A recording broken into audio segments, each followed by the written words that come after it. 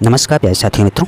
आज साथियों 22 अप्रैल है। आज कुछ इंपॉर्टेंट अपडेट से देखेंगे जो प्रतियोगी छात्र छात्राओं से जुड़ी होगी। साथियों सबसे पहला खबर है जेपीएससी की आंसर की में 75 जवाब गलत, अगले 3 में किया सुधार। साथियों जो सिविल सेवा परीक्षा आयोजित कराता है वो आयोग ऐसी गलती किया। झारखंड लोक सेवा आयोग यानी जेपीएससी ने एक बार फिर अपनी कार्यशैली से राज्य के लाखों अभ्यर्थियों के भविष्य के साथ खिलवाड़ करने की मिसाल पेश की है। झारखंड संयुक्त असैनिक सेवा प्रारंभिक परीक्षा 2025 के लिए आयोग ने जो मॉडल आंसर की जारी की वो सही उत्तरों की सूची नहीं बल्कि गलतियों का ऐसा पहाड़ है जिसे देखकर शिक्षा जगत हैरान है। जिन सवालों के जवाब कक्षा 8वीं के बच्चों को जुबानी याद है, वहाँ भी जेपीएससी के जो विशेषज्ञ हैं जो साथियों आंसर बनाते हैं उन्होंने साथियों औधे मुँह गिरे। साथियों मतलब वो ये आंसर का सही जवाब नहीं दे पाए।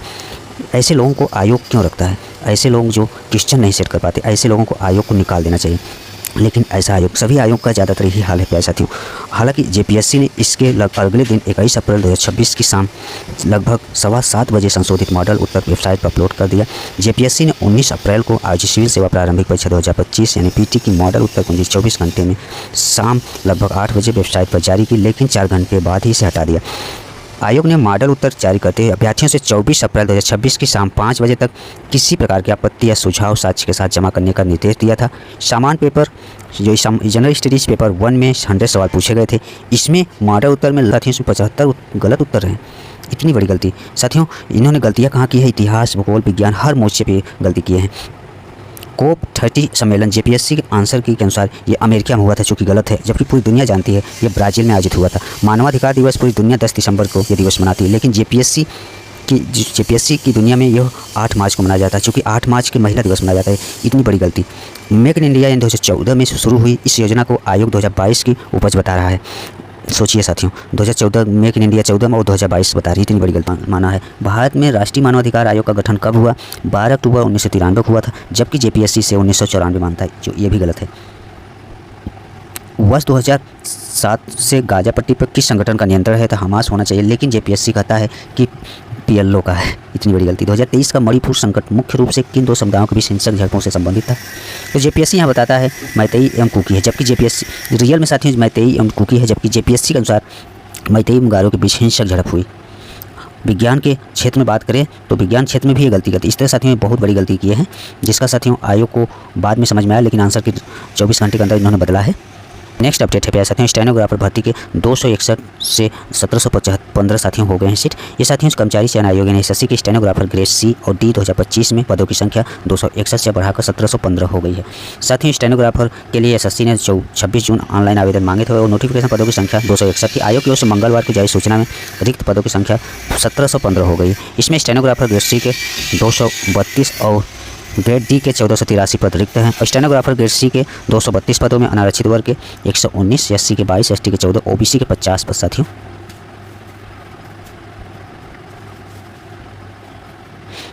और ईडब्ल्यू से 27 पद। वही स्टेनोग्राफर ग्रेड सी के 1483 पदों में अनारक्षित वर्ग के 711, एससी के लिए 190, एसटी के लिए 86, ओबीसी के लिए 350 और ईडब्ल्यूएस के 146 पद शामिल है। स्टेनोग्राफर ग्रेड सी के 1483 पदों में सर्वाधिक 493 पद वित्त मंत्रालय का अधीन केंद्रीय प्रत्यक्ष कर बोर्ड में, आयकर निदेशालय के तहत मानव संसाधन विकास विभाग में है। कार्मिक लोक शिकायत एवं पेंशन मंत्रालय में कार्मिक एवं प्रशिक्षण विभाग के 175, जबकि श्रम एवं रोजगार मंत्रालय का अधीन कर्मचारी भविष्य निधि यानी ईपीएफओ में 162 पद शामिल है। साथियों ये आरओ से संबंधित 24 चयनितों को सत्यापन के निर्देश दिए हैं। आरओ परीक्षा 2023 में चयनित 24 अभ्यर्थियों को सत्यापन प्रपत्र एवं स्व घोषणा पत्र जमा करने के भी निर्देश दिए गए हैं। उत्तर प्रदेश लोक सेवा आयोग के उप सचिव पूनम निगम के अनुसार वेबसाइट पर उपलब्ध प्रपत्रों को डाउनलोड कर एवं सही भरकर उनकी हार्ड कॉपी 30 अप्रैल की शाम 5 बजे तक व्यक्तिगत रूप से या रजिस्टर्ड डाक या स्पीड पोस्ट से उपलब्ध कराना सुनिश्चित करें। 4 अभ्यर्थियों को यह भी निर्देश दिया गया है कि वे सत्यापन प्रपत्र के साथ सक्षम प्राधिकारी की ओर से जारी अनापत्ति प्रमाण पत्र यानी एनओसी की मूल प्रति भी उपलब्ध कराना सुनिश्चित करें। नेक्स्ट अपडेट देखेंगे। ये अपडेट है साथियों होमगार्ड भर्ती से संबंधित, जिसका एग्जाम 25 से 27 तक आयोजित किया जाएगा। पंजीकृत आधार वालों को 2.5 घंटे पहले आना होगा परीक्षा केंद्र। होमगार्ड स्वयंसेवकों की भर्ती के लिए 25 से 27 अप्रैल तक आयोजित होने वाली लिखित भर्ती परीक्षा को लेकर पुलिस भर्ती बोर्ड ने साथियों निर्देश जारी किया है। जिन अभ्यर्थियों ने आवेदन आधार नंबर से पंजीकृत नहीं है या ब्यूरो में किसी प्रकार का मिसमैच है, उन्हें परीक्षा से 2.5 घंटे पहले आपको केंद्र पहुँच जाना होगा।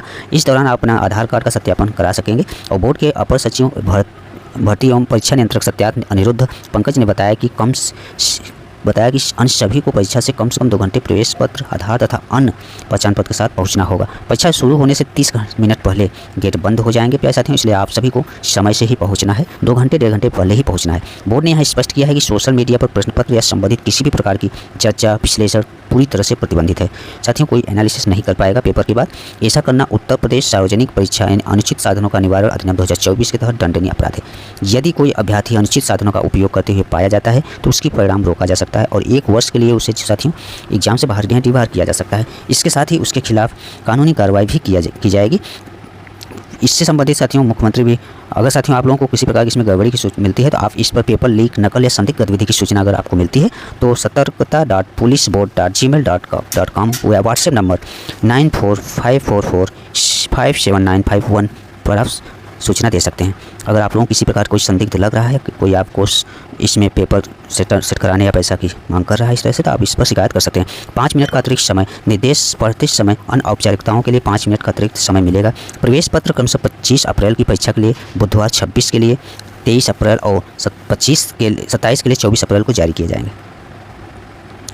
ये साथियों जिसका 25 को है उसका साथियों आज एडमिट कार्ड आ जाएगा। जिसका 26 को एग्जाम है उसका 23 यानी कल जारी किया जाएगा। जिसका साथियों 27 को एग्जाम है उसका यानी 24 को साथियों एडमिट कार्ड जारी किया जाए। साथियों मुख्यमंत्री भी इसकी समीक्षा करेंगे। आज साथियों सीएम वीडियो कॉन्फ्रेंसिंग से सभी वरिष्ठ प्रशासनिक एवं पुलिस अधिकारियों के साथ 25, 26, 27 अप्रैल को होने वाली यूपी होमगार्ड भर्ती की लिखित परीक्षा का समीक्षा करेंगे। बैठक में सभी एडीजी जोन, पुलिस कमिश्नर, मंडलायुक्त, आईजी, डीआईजी, रेंज, डीएम, जिलों के पुलिस कप्तान और डीआईओएस उपस्थित रहेंगे। इस दौरान वो कानून व्यवस्था की स्थिति की भी समीक्षा करेंगे और प्रदेश का जोर परीक्षा को पारदर्शी, निष्पक्ष तरीके से संपन्न कराने पर भी इनका रहेगा। यह प्यारे साथियों होमगार्ड भर्ती से संबंधित अपडेट, जिसमें साथियों आप लोगों को आधार वालों को अगर आधार से संबंधित कुछ प्रॉब्लम है तो आप लोगों को पहले 2 घंटे पहले पहुंचना पड़ेगा। 2 से 2.5 घंटे पहले आपको केंद्र पर पहुंचना अनिवार्य होगा सत्यापन के लिए। लेकिन आप लोगों को ये ध्यान रखना होगा 30 मिनट पहले गेट बंद हो जाएंगे, इसलिए आप सभी कैंडिडेट्स प्रयास करेंगे कि 1.5 से 2 घंटे पहले सेंटर पे पहुंच जाएं। यह प्यारे साथियों यूपी होमगार्ड भर्ती से संबंधित अपडेट। नेक्स्ट अपडेट देखेंगे। ये साथियों 60,000 बेरोजगारों को सुप्रीम कोर्ट से आस है। उत्तर प्रदेश के 60,000 बेरोजगारों को सुप्रीम कोर्ट में नौकरी की आस लगी है। परिषदीय प्राथमिक विद्यालयों में विभिन्न शिक्षक भर्तियों के इन आवेदकों को शीर्ष अदालत से ही आखिरी उम्मीद है। सर्वाधिक बेरोजगारों की फौज सबसे लंबे समय से विवाद में चल रहा है, जिसमें 72,825 प्रशिक्षुक भर्ती की है। इसमें न्यूनतम कटाव से अधिक होने के बावजूद नियुक्ति से वंचित अभ्यर्थियों की याचिकाएं शीर्ष अदालत के विचाराधीन है। सुप्रीम कोर्ट के आदेश के अनुपालन में 2 महीने पहले जारी याचिकाकर्ताओं की सूची में 25 जुलाई 2017 के पहले हुई याचिकाओं में शामिल कुछ 14,851 अभ्यर्थियों का नाम था। लेकिन अब क्या है साथियों, वैसे तो इस मामले में 16 दिसंबर 2025 तक 16,478 अभ्यर्थियों ने विस्तृत प्रोफार्मा जमा किया था।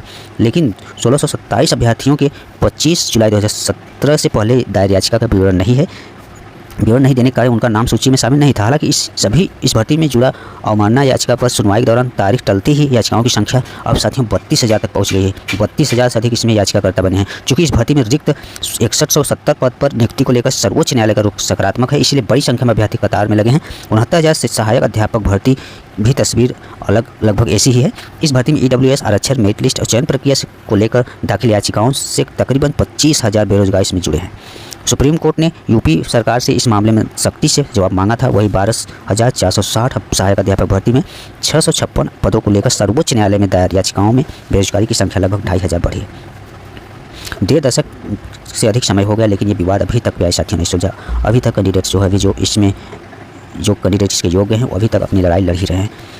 अब अंतिम आज साथियों सुप्रीम कोर्ट से ही है। नेक्स्ट अपडेट देखेंगे। एडीओ परीक्षा मामले में बीपीएससी से जानकारी लेगी ईओयू की एसआईटी।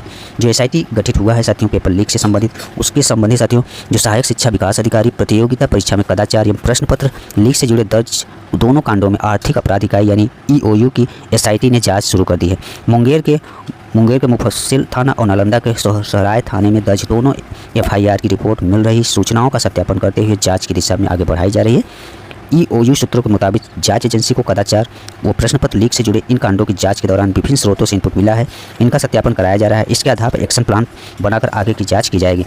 गिरफ्तारी आरोपियों से पूछताछ हो सकती है। ईओयू के मुताबिक एडीओ परीक्षा प्रश्न पत्र लीक से जुड़े मामले को लेकर सोशल मीडिया पर कई तरह की चर्चाएं हैं। इन मामलों में विभिन्न स्रोतों से मिल रही सूचना का सत्यापन करने के लिए बीपीएससी से संबंधित सूचनाएं मांगी जा सकती है एसआईटी के द्वारा। और एडीओ की परीक्षा को लेकर आउटसोर्स की गई कंपनी साई एजुकेटर की एनटीए से ब्लैक लिस्टेड बताया जा रहा है। प्रश्न पत्र लीक कराने के प्रयास में गिरफ्तार हुए लोगों में कुछ निजी एजेंसी के बायोमेट्रिक कर्मी भी है। राज्य सरकार के निर्देश पर ईओयू के एसपी राजेश कुमार के नेतृत्व में गठित 9 सदस्यीय टीम इन कांडों की जांच कर रही है। ये टीम दोनों कांडों में वैज्ञानिक तरीके से साक्ष्य संकलन करने के साथ ही प्रश्न पत्र लीक मामले में शामिल सिंडिकेट की पहचान कर उनके विरुद्ध प्रभावी कार्रवाई करेगी। यह साथियों ये रहा एईडीओ भर्ती परीक्षा संबंधी। साथियों जो एसआईटी गठित किया गया है वो बीपीएससी से साथियों जानकारी जुटाने के प्रयास कर रही है और साक्ष्यों की भी जाँच करेगी। ये रहा प्यारे साथियों आज के कुछ इंपॉर्टेंट अपडेट। धन्यवाद।